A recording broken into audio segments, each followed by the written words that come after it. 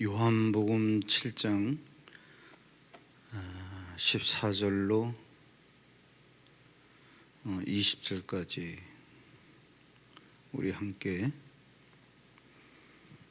합독하겠습니다. 요한복음 7장 14절로 20절까지 우리 다 함께 시작.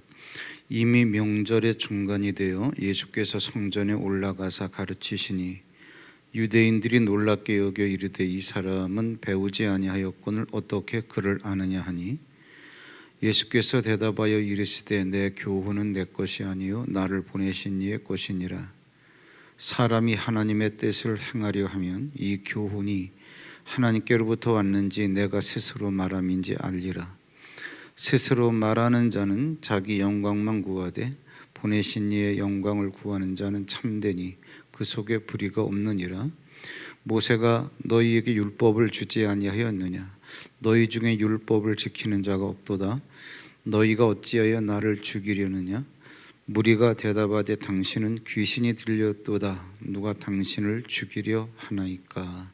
아멘. 문장을 끊을 수가 없어가지고 14절로 20절까지 읽었는데요. 좀 내용이 비중이 있는 것이니까 문장 끊기가 그래서 이렇게 읽었는데 두 토막으로 나누어서 오늘하고 내일하고 이틀에 걸쳐서 할게요. 먼저 오늘 다룰 내용이 뭐냐 하면은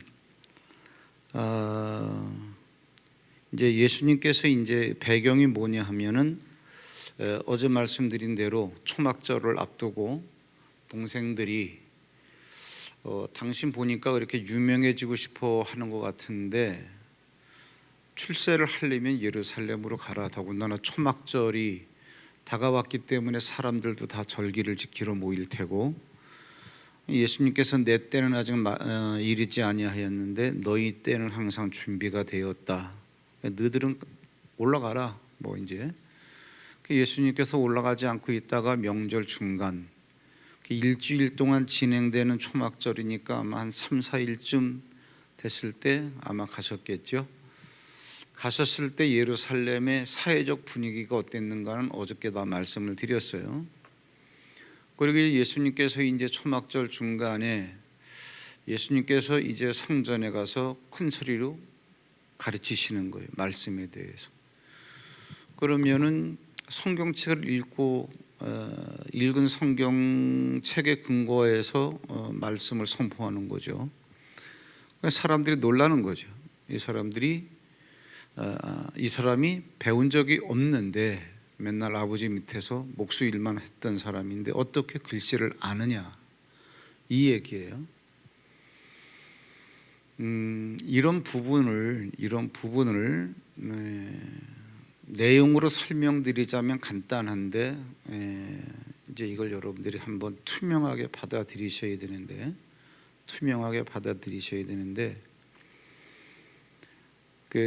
이 사람이 배운 적이 없는데 어떻게 글씨를 알지? 그랬더니 예수님께서 하시는 말씀이 이제 오늘 우리가 투명하게 받아들여야 될 내용이 뭐냐 하면은 나는 내가 말하는 게 내 자의로 말하는 게 아니라 내 안에서 아버지께서 말하시는 거다. 이제 그렇게 얘기하죠.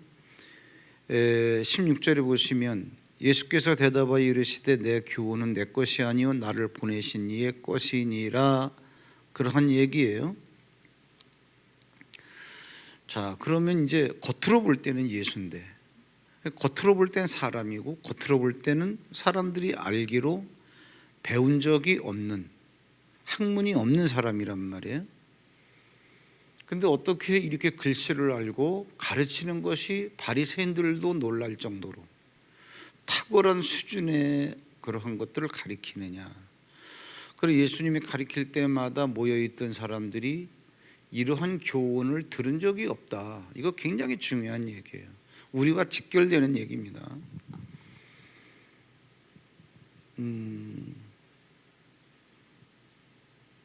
제가 어저께 그 도쿄올림픽에서 그 신유빈 탁구 17살짜리. 그 다음에 장영식. 신유빈은 이제 32강까지 올라갔다가 탈락이 됐지만 처음 출전 안 해고 17살인데 중국에서 프로 생활을 하다가 룩셈부르크로 기화해서 이제 룩셈부르크 출신 대표로 왔는데, 탁구가 좋아서 탁구 하시는 분과 결혼해서, 근데 중국인인데 기와에서 이제 룩셈부르크 사람이에요. 근데 나이가 지금 57세인가 58세입니다.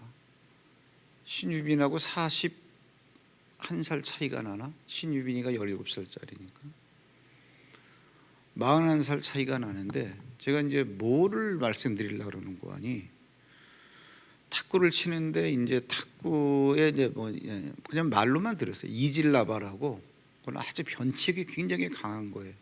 그런 선수를 만나보지 않은 사람들은 굉장히 당황합니다. 공이 이상하게 가요.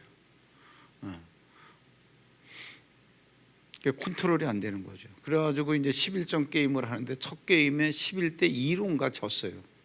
뭐 게임이 안 되는 거죠. 그런데 7전 4승이 이제 이기는 거니까. 그런데 이 신유빈이라고 하는 어린 여자아이가 왜 놀라우냐 하면, 첫 게임에 어이없어 가지고, 실력 차이도 실력 차이지만 실력 차이라기보다도 이질라바 쓰는 그 사람에게 적응이 안 되는 거예요. 그러다 보니까 공이 이상하게 오고 수비를 해도 이상하게 가고, 말도 안 되게 졌는데 치면서 이 공의 구질이 이런 거구나, 이 사람이 이렇게 치는구나를 지면서 습득을 한 거예요. 그래가지고 7판 4승인데 그것을 4대 3으로 이겼습니다. 4대 3으로. 게임하는 과정에서 터득을 해가지고. 정영식 선수는 이제 제가 왜 말씀을 드리려고 그러는 거 아니, 그리스 사람하고 붙었는데 거의 다 프로들 아닙니까? 올림픽에 나올 정도가 되면. 그런데 이것도 역시 7전 4승이에요. 현재 스코어가 3대 1로 지고 있습니다. 상대 선수가 한 게임만 이기면 끝나는 거예요.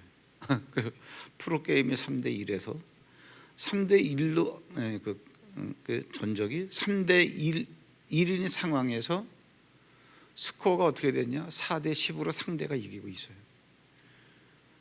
그걸 갖다 이제 게임 포인트라고 그러는데, 한 점만 상대가 따면은 이제 다 끝나는 거예요. 그런데 4대 10에서 6점을 따서 듀스를 만들어서 결국은 12대 10으로 이겼습니다. 그래서 3대 2를 만들어 놓고 또 다음 게임에 또 이겨서 3대 3으로 가고, 결승에서 그 게임 결승이 아니라 둘이 싸우는 결승에서 이겨가지고 승리했어요. 그러니까 이제 그 해설하는 사람들이 뭐라 그러는 거 아니, 이거는 탁구를 소재로 해서 어떤 컨셉을 만들어서 만화를 그리거나 소설을 쓰는 사람도 이렇게 쓰면은 욕먹는다는 거지. 이게 있을 수 있는 일이냐. 야, 아무리 만화고 아무리 소설이라도 어떻게 4대 10에서 프로 선수끼리 역전승을 할 수 있어. 그것도 게임 스코어가 3대 1인데 이제 그래가지고, 그런데 왜 그런가? 나중에 이제 그 사람들이 하는 얘기예요. 4대 10으로 지고 있지만 지금 치고 있는 이거 하나에 집중한 한 볼 이겼는데, 이렇게 이기는 볼을 6번만 치면은 듀스가 되는 거예요. 그 어린 친구가 그런 것들을 해내는데, 제가 이 말씀을 왜 드리느냐, 이런 것들을 여러분들이 영적인 배경으로 깔고 오늘 말씀을 보셔야 됩니다. 우리가 현실을 보는 태도는 뭐냐 하면은, 쟤도 프로고 나도 프로고, 그리고 제가 랭킹 세계 몇이고 나보다 위에고 실력도 우세한데 스코어가 3대 1로 내가 지고 있는 상황에서 게임 포인트가 4대 10이야. 남들 다 해설하는 사람도 힘이 쭉 빠져가지고 뭐 졌다 소리는 안 하지만 뭐 불가능한 상태다 뭐 이런 식으로 해설을 하고 이렇게.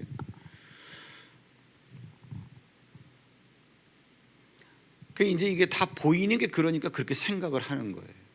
그래서 제가 왜 신유빈을 얘기하고 정용식을 왜 얘기하느냐 하면 나 그 선수를 잘 모르는데 걔들이 갖고 있는 멘탈이 다른 거예요. 멘탈이. 네. 절대로 포기하지 않고. 저도 그거 보면서 그냥 저는 시간이 없어가지고 못 봐서 유튜브로 봤는데 그거 해당되는 것만 봤는데 아 이거는 뭐. 그래서 이제 오늘 예수님이 그 말씀하시는 거예요. 그 말씀하시는 거예요. 자, 핵심만 제가 말씀을 드릴게요. 뭐냐면 예수님께서 딱 하나님의 말씀을 읽고 딱 이제 이렇게 교훈을 말씀을 풀어 주니까 사람들이 놀라는 거죠. 첫 번째 놀랄 것은 뭐냐 하면은 배운 적이 없는데 글씨를 어떻게 알지? 그 다음에 글씨는 안다 할지라도 그것으로 가르치는 것 수준, 교훈의 그 퀄리티가 이제까지 들어본 적이 없다. 이것 때문에 놀라는 거죠. 이런 반응을 보이니까 예수님께서 내가 너희에게 가르치는 교훈은 내 것이 아니고 나를 보내신 이의 것이다. 그게 뭐냐 하면 이제 이거죠. 나를 보내신 이는 누구냐? 하나님. 하나님은 영이란 말이에요. 그 예수님과 우리와의 다른 점이 뭐냐 하면은 예수님은 영이신 하나님께서 그 영이 마리아의 육체 속에서 잉태가 되게 하는 일을 하심으로 사람의 육체를 통해서 사람으로 오신 거 아니에요. 그렇죠? 예수님도 칼에 이렇게 베이면 피가 나고 예수님도 밥을 안 먹으면 배가 고프고 과로하시면 피곤하고 그래서 이제 그러신 거 아니에요. 예수님도 우리가 똑같은 육체를 갖고 있는 거예요. 그런데 문제는 뭐냐 하면 우리와 어떤 점이 다르냐 하면 우리는 처음부터 죄가 있는 죄성이 있는 흙으로 만들어진 거고 우리는 그렇죠? 첫사람 아담을 흙으로 만들었으니까 흙에서 흙이 나오는 거죠 계속. 그렇죠? 그런데 하나님은 사람과의 관계에서 예수님은 사람과의 관계에서 태어나신 분이 아니라 그 잉태하는 씨가 하나님의 영이 들어가서 된 거니까 죄가 없는 육체로 태어나신 거예요. 그러니까 죄가 없는 상태니까 그 안에 하나님이 계실 수 있는 거고. 자, 이제까지 우리가 상당히 많이 다루어왔던 구원에 대해서 다시 한번 여러분들이 틀을 잡으세요. 하나님은 영이신데 그 영이 성령이시고 성령이 우리 속에 들어오시고 싶어도 들어오실 수 없는 이유가 뭐 때문에 그렇다고 그랬죠? 죄 때문에. 그래서 예수님을 먼저 보내주신 거예요. 왜? 죄를 가져가시면 성령께서 들어오실 수 있는 거니까. 예수님은 처음부터 성령이 들어가 계신 거고. 왜? 죄가 없으니까. 이해가 되시나요? 그럼 이제 제가 왜 장영식 신유빈 얘기를 왜 했냐? 예수님께서 하시는 말씀을 있는 그대로 받아들여야 되는데 맨날 우리는 시간과 공간의 제한을 받는 죄 가운데 묶여서 이 육체로 살아왔던 삶의 그러한 모든 프레임이라든가 삶의 질, 막 힘들고 애쓰고 몸부림을 쳐도 안 되고 뭐 실패하고 이러한 기억들에 매여 있는 거예요. 여기서 헤어나질 못하는 거예요. 내가 누구라고 하는 것도 정확하게 모르고 있는 거죠. 우리가 태어났을 때는 죄 가운데서 태어났기 때문에 다시 말하자면 똑같은 육체를 할지라도 예수님의 육체는 죄가 없는 육체고 우리는 죄가 있는 육체로 태어나고 쭉 살아오다가 그럼 예수님은 죄가 없는 육체니까 그 안에 당연히 죄가 없으니까 하나님께서 영으로 계실 수 있는 거 아니에요. 그러니까는 예수님께서 글을 배운 적이 없어도 그러니까 육체로 글을 배운 적은 없는데 어떻게 글을 알죠? 쉬운 건데 아시는 분 있어요? 예수님이 육체로 글씨를 배운 적이 없는데 이 사람들이 말하는 게 그거 아니에요. 이 사람들은 다 뭐예요? 예수님 앞에서 그랬잖아요. 우리는 예수가 누군지 안다. 왜? 나사렛에서 컸고 그 아버지가 요셉이고 그 엄마가 마리아야. 뭐 불알 친구야. 우리는 얘가 어떤 애인지 다 알아. 뭐 우리 클 때 뭐 사과살이 해먹고 뭐 무밭에 가서 뽑아 먹고 이렇게 큰 거 다 안다. 이제 그런 얘기를 앞에서 한 적이 있잖아요. 예. 그러니까 뭐냐 하면은 예수님의 그 육체로 살았던 삶 그런 것들만 갖고 있는 거예요. 그런데 얘가 공부를 한 적이 없는데 글씨를 어떻게 알지? 이 말 하는 거예요. 그런데 예수님이 글씨를 알더란 얘기지. 글씨를 알 뿐만 아니라 읽은 거를 탁월한 수준으로 교훈을 베풀더란 얘기죠. 이게 어떻게 가능하죠? 간단하죠. 예수님이 글씨를 눈으로 읽고 입으로 말을 하고 뭐 이렇게 하지만 눈을 통해서 입을 통해서 그렇게 깨닫게 하고 말을 하게 하고 그렇게 하는 거는 예수님 안에 계신 성령께서 하게 하시는 거란 말이에요. 그렇죠? 그 예수님이 그 말씀 하시는 거예요. 그 말씀을 어떻게 표현해냈냐면 내가 너에게 베푸는 교훈은 내 것이 아니고 나를 보내신 이의 것이다. 이제 그 얘기란 말이에요. 그러면 이걸 이제 이 말씀을 읽고 이 말씀을 듣는 우리들의 태도부터 그건 예수님이니까 이렇게 생각하고 듣는다고. 그러니까 4대 10에서 당연히 지는 거예요. 더군다나 게임 스코어는 3대 1. 몰릴 때까지 몰린 거예요. 이제는 한 점만 내주면은 7대 4로 1대 4로 지게 돼 있어요. 7전 4승이면 이기는 거니까. 몰릴 때까지 몰린 상황에서 그걸 역전을 시켰단 말이에요. 내가 그 얘기를 하는 거예요. 그럼 뭐냐? 정영식이라고 하는 선수에게는 멘탈이 달라요. 뭐냐? 끝날 때까지 끝난 게 아니라니. 그런데 우리는 말씀을 듣는 우리들의 태도 자체가 이런 말씀을 해놓으면 그건 예수님이니까 이렇게 얘기한단 말이에요. 그럼 그렇게 생각할 수도 있는데 보세요. 예수님의 육체가 있고 우리들의 육체가 있어요. 그러면 예수님의 육체와 우리들의 육체가 다른 점이 뭐라 그랬어요? 예수님은 태어날 때부터 죄가 없는 분이니까 아버지께서 영으로 들어가 계실 수 있는 거고, 우리는 죄 가운데서 그러니까 흙으로 만들어졌단 말이에요. 그래서 예수님은 위에서 났고 너희들은 아래에서 났고 막 그런 얘기하는 게 그거란 말이에요. 그리고 우리는 흙으로 만들어졌기 때문에 죄 가운데 있기 때문에 우리 가운데 아버지의 영이 오실 수 없다는 걸 알아요. 이렇게 덜렁덜렁 살아왔는데 어느 날 이 예수님이 세상에 오신 거예요. 오셔서 십자가를 지시더라 그런 얘기지. 그러면 왜? 우리에게 있는 죄를 갖고 죽으신 거예요. 이건 다 아는 얘기예요. 근데 다 아는 얘기인데 몰라요. 이게 왜 모르느냐? 우리 죄를 갖고 죽으셔서 이렇게는 다 알고 있어요. 그러면 죽으셨으니까 죄값을 치렀으니까 우리에게 죄가 없으니까 그 다음에 어떻게 돼요?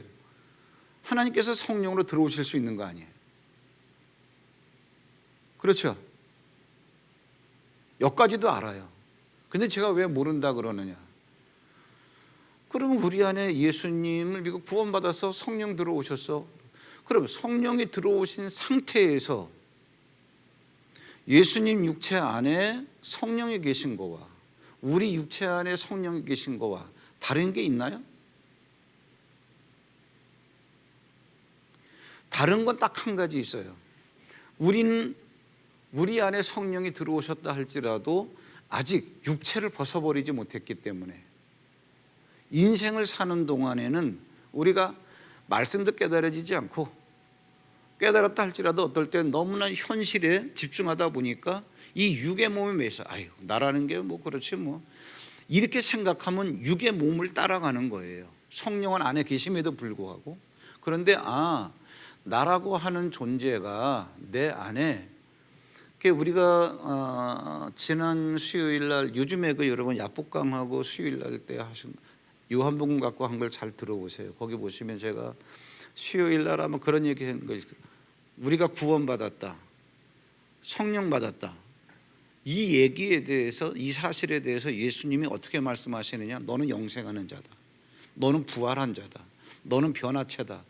이렇게까지도 말씀하셨다라고 이제는 좀 이런 영적 사실 자체에 대해서 우리가 좀 담대하자.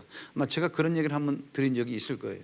그러니까 뭐냐면은 너는 부활한 자다. 그랬으니까 신령한 몸이 우리에게 주어졌단 말이에요.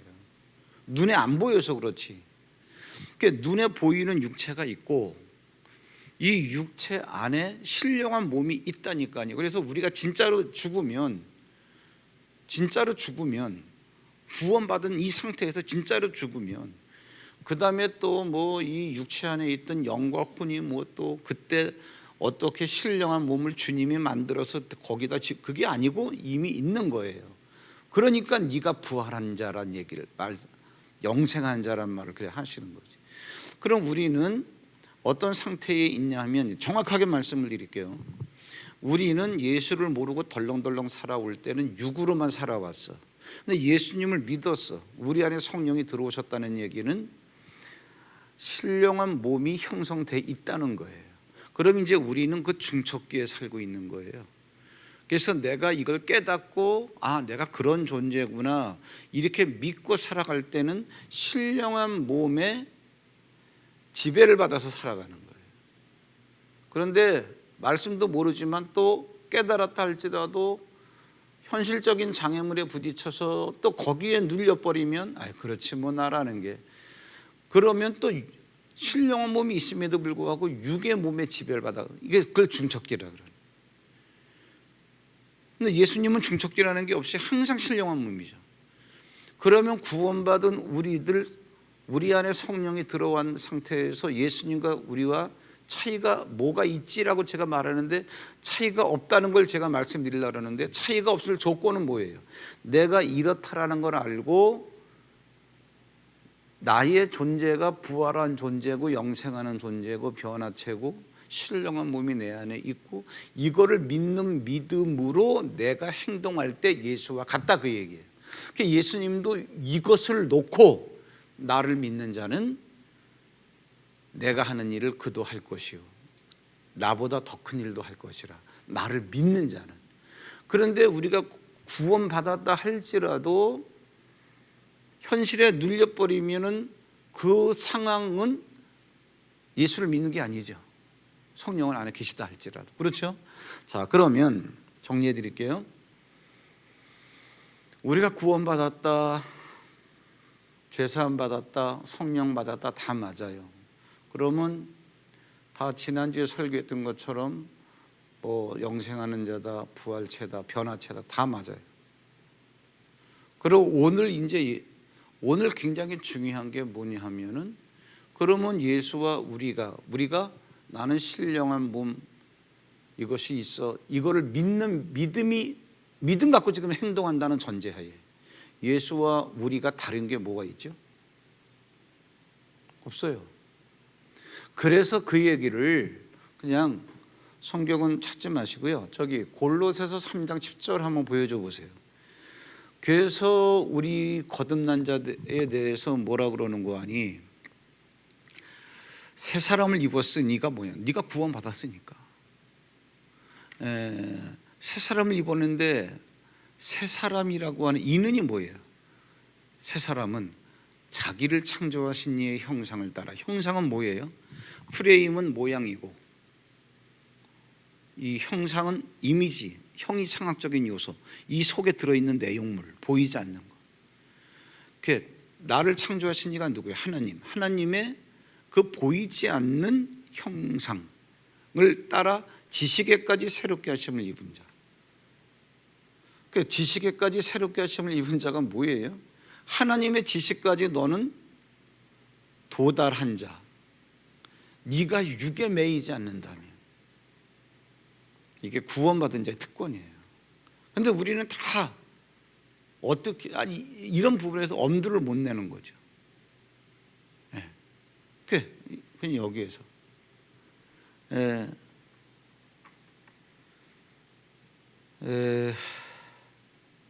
그 예수님께서, 그러면 예수님께서 너는 글을 배우지 못했는데 어떻게 글씨를 알아? 근데 속에 계신 분이 알려주는 거죠. 육체로는 시간 내서 자기가 공부를 한 적이 없는데 그걸 예수님께서 지금 그렇게 살아가고 계시잖아요.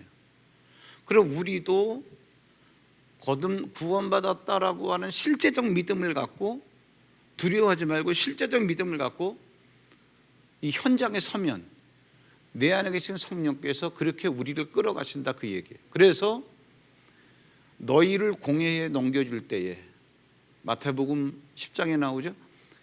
무엇을 어떻게 말할까 염려하지 말라. 말하게 하시는 이는 너희가 아니라 너희 안에 계신 아버지의 성령이 너희의 입을 통해서 말을 하시는 거다. 남들이 볼 때 사람이 말하는 것 같죠.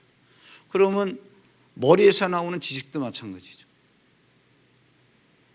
여러분들이 이것을, 예수님이 그 말씀을 하시는 거예요. 그러면 구원받은 너희들도 나와 다를 게 없다. 그 구원받은 너희들도 너희들 안에서 계신 성령께서 성령의 것을 갖고 한번 얘기해봐라. 그럼 어떻게 해야 되느냐? 방법을 알려드릴게요. 뭐냐? 이게 꼭 어떤 지식만을 말하는 게 아니라 삶을 살아가는 현장에서 되어지는 일 갖고 얘기하는, 일 해결하는 걸 얘기하는 거예요. 그럼 상황은 여러 가지로 다 이제 우리에게 다가올 수 있는데, 항상 문제는 있는 거니까 문제 있는 상황 가운데에서 문제를 보면은 우리가 끌려가요. 왜? 항상 마귀는 상황이라고 하는 보여지는 걸로 우리를 끌고 가니까. 두려워하게 해서 의식을 갖다가 완전히 딱 장악해가지고 끌고 가니까. 그래서 우리는 죄가 있어서 당하는 게 아니라 죄의식 때문에 당하는 거예요. 죄의식하고 죄는 달라요. 죄가 있으면 죄인이고 죄의식이 있으면 그건 죄인이 아니에요. 그냥 내가 몰라서 내가 죄가 있다라고 생각하고 있는 거지. 죄가 있으면 죄인이고 죄가 없으면 의인이잖아요. 근데 의인인데도 모르고 자꾸 죄인이라 그러니까 죄인으로 생각을 하고 있는 거야. 그것 때문에 우리 생각의 동의를 얻어서 마귀가 끌고 가는 거야. 왜 그러냐면 일로 가려고 그러면 내가 일로 가야지 생각하고 가기 때문에, 의식이 이렇게 간다고 생각했기 때문에. 그럼 마귀가 우리를 사망으로 끌고 가려고 그러면 나는 죄인이니까, 죄를 졌으니까 벌 받아야 돼.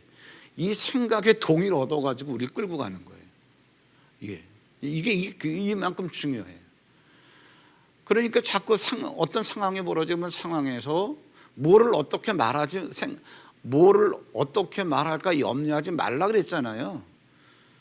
그럼 염려하지 말고, 상황은 상황이고 이 상황 가운데서 과연 주님이 나를 통해서 어떻게 하길 원하시는가, 그리고 내가 누군가, 내가 누구예요? 구원받은 자. 앵무새처럼 말로만 그러지 말고 구원받은 자, 그럼 실제를 생각하라는 거예요. 인정하고 구원받았으니까 성령이 내 안에 들어. 그러면 오늘 또 자세히 설명해 드렸잖아요. 성령 들어오시면 좋은데 성령 들어오신 상태가, 예수님은 처음부터 성령이 계셨고 우리는 없었는데 이제 예수로 말미암아 죄가 해결돼서 성령 됐고, 우리는 나중 됐고 예수님은 먼저 됐고, 어쨌든 지금은 똑같네. 이러한 것에 대해서 실제를 인정하라는 거지. 실제를. 그러면 주님이 그 숱한 장애물 가운데서 그냥 맨몸으로다가 다 모든 것들을 해결해 나갔듯이, 나도 똑같이 이런 상황 속에 있는데 내가 그러한 존재구나. 하나님 감사합니다. 그러면 그 상황에서 약간 시간의 차이가 있을 뿐이지, 거기에 집중하고 있으면 내 안에 계신 성령께서 할 말과 할 행동과 또 행동을 할 수 있게 할 때에는 마음의 평강을 주셔서 그냥 장애물 속으로 들어갈 수 있는 마음이 생기고, 어떻게 처신해야 되겠다는 생각이 그때 나고. 좀 이해가 되시나요? 어떻게 하라는 적용까지 제가 말씀을 드린 거예요. 방법까지. 네. 이거는 상황이 딱 주어져서 이렇게 하는 게 아니기 때문에 더 이상 구체적으로 말씀드릴 수가 없는 건데, 근데 우리가 기독교인들이 이런 의식을 갖고 이러한 방법으로 처신하는 사람이 과연 얼마나 되냐. 상황이 딱 전개가 되면 그냥 뭐 어떻게 수단과 방법 안 가리고 상황에 안 빠지려고, 예수가 뭐고 없지. 예배 드릴 때나 예수가 있는 거지. 이거 훈련이 안 된 거예요. 지금 예수님이 이 얘기하는 거예요. 이 얘기. 배운 적도 없는데 어떻게 글씨 알지? 내 교훈은 내 것이 아니고 나를 보내신 이의 것이야. 나를 보내시니까 내 안에 내용물로 딱 계셔. 요 상태가 구원받은 우리가